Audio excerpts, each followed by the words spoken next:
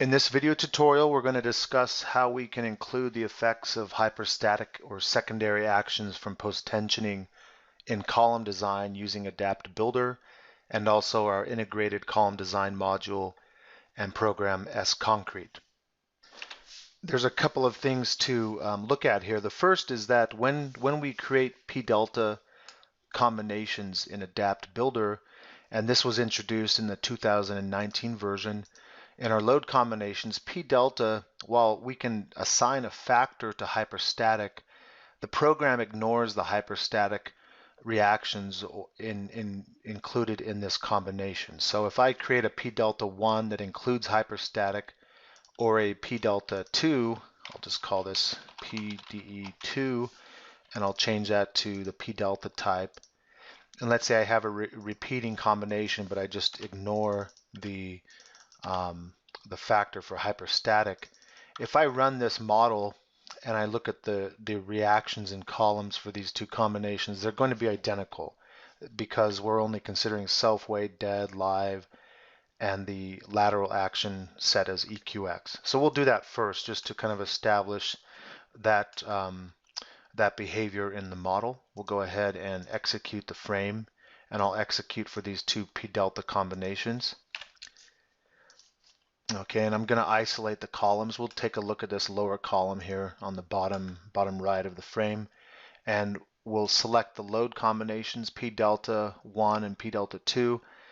We can see, for example, if we look at bending for the action combinations for columns, if I look at bending, I'll actually expand that again so we can see that more clearly where that comes from. The moment here is 242.5, and then if I switch it, it's identical. And if you run through all of these actions, you'll see that they're identical because they're not including those hyperstatic effects. So then this leads us to, well, how can we combine the hyperstatic actions when we design columns? We may want to include those reactions for the column design, for this moment frame, for example, with PDelta. If this is not a PDelta problem, then you can directly solve a strength combination with hyperstatic and get a direct result. But what we're going to do is we're going to utilize a column design setting that allows us to combine the results from different analyses. And so the analysis we just ran was actually a global analysis. I ran it in multi-level mode. And if we go to the column design ribbon under design settings, we can see that there's a force source here that establishes what solution do the reactions come from that comprise these load combinations. And if I, for example, say my force source is the finite element model and solution that I just ran, and that source is actually, the FEM source is a global analysis. That means that for self-weight, for dead load, and for live load and EQX, whether it's PDelta or non-PDelta, we're going to combine the reactions from the global solution that I just ran to comprise this combination. For hyperstatic, I could actually rerun the model in single level mode, which is more in tune with reality. When we go to stress cables and introduce those hyperstatic reactions, we can rerun the model in single level and source those particular reactions only for the hyperstatic case, which is also included, let's say, here in PDelta 1, and the program will compile those reactions for the design.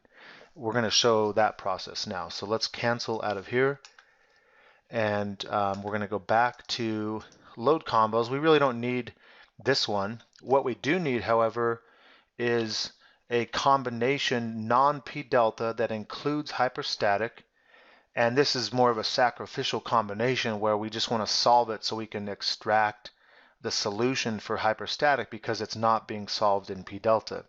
So we'll say we'll use strength to do that.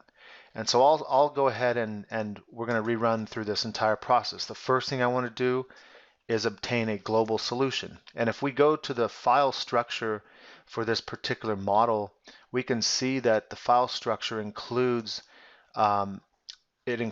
solutions not only for global but also for single level. So under this folder, you can see there's a building solution folder which contains those files of data And there's also just a regular databases folder which contains the last run solution, whether it be global or single level. So the program can store that data so it can then compile the reactions for the solution for column design. And the first thing we'll do is we're just going to rerun this globally to go through the entire process. So we'll rerun finite element global. I'll go ahead and run those combinations.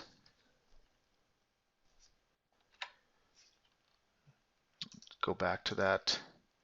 Okay, we have 3 combos. We're really wanting to design for this PDelta with the hyperstatic effect.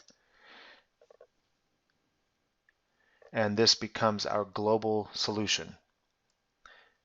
Okay, so that's our global solution.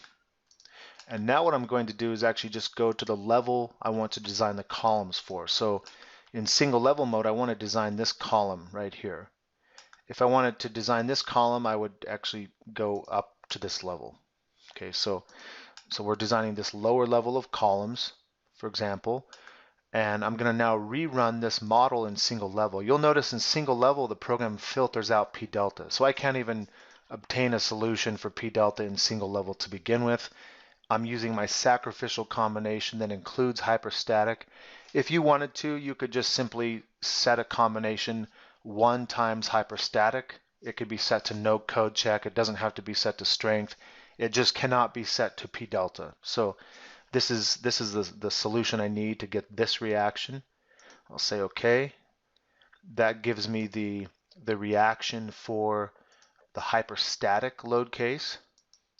Now if I use the graphical reporting tools, we can predict what the, let's say the moment needs to be, moment SS, which is the controlling moment. We can predict what that needs to be and look like when we pass the data to S-concrete for the design. So I'll go back here to PDelta, under PDelta 1, this combination here. I'll go to the combination results, moment about SS.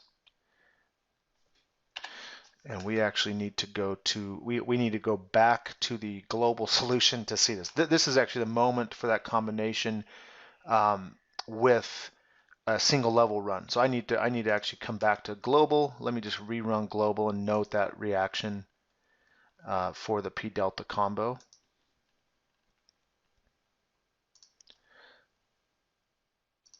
Make sure that that PDelta combination is selected.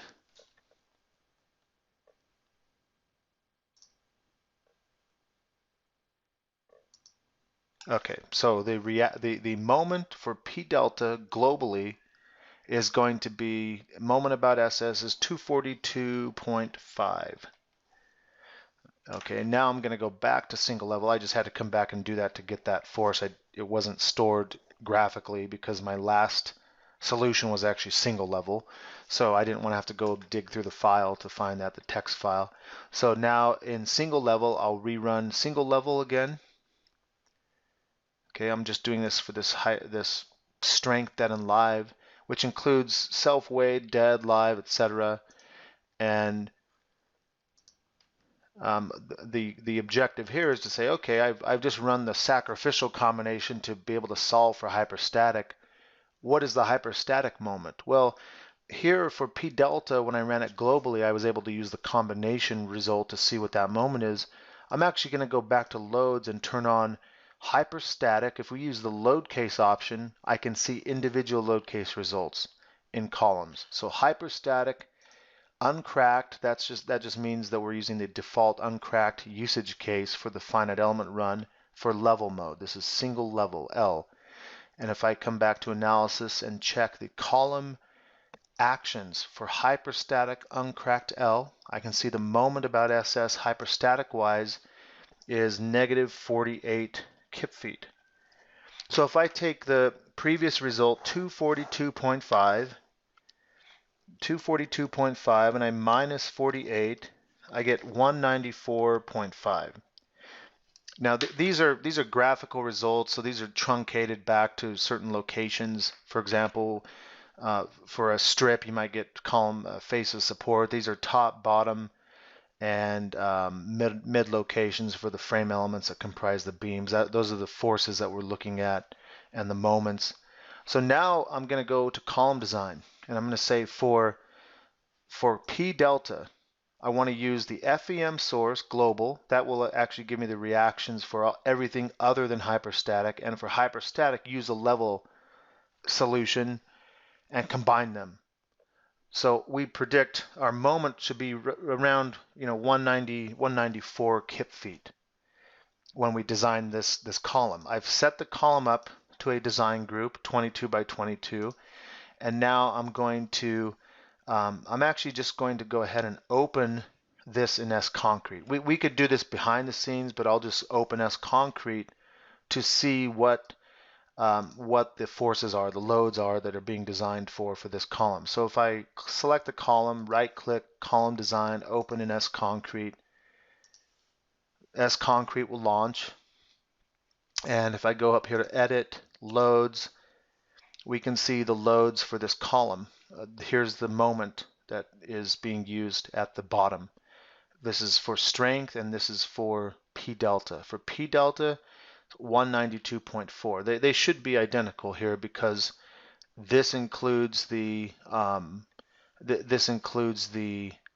hyperstatic. This includes the hyperstatic from the other source. Okay, S Concrete will launch now, and if we go back to Edit under Loads, we can see the loads being used. So for MZ, we predicted about 194.5 kip feet. The program's using 192.4 kip feet because of the sourcing of the global reactions for all other load cases other than hyperstatic. That's from the global solution, and the global solution itself, or the hyperstatic reaction, is coming from the local solution. So that's how we can combine the effects of hyperstatic and PDelta results for column design in Adapt Builder.